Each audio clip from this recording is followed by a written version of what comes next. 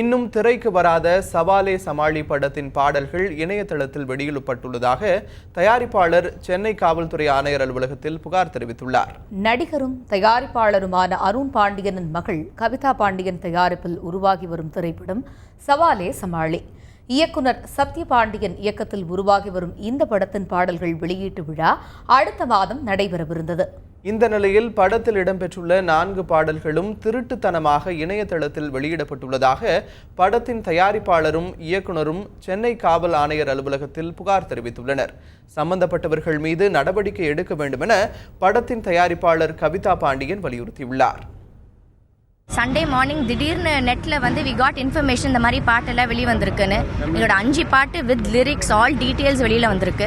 நாங்கள் just going to release it like in 2 days 2 நாளில் release பண்ணுற மாதிரி பிளான் பண்ணியிருந்தோம்.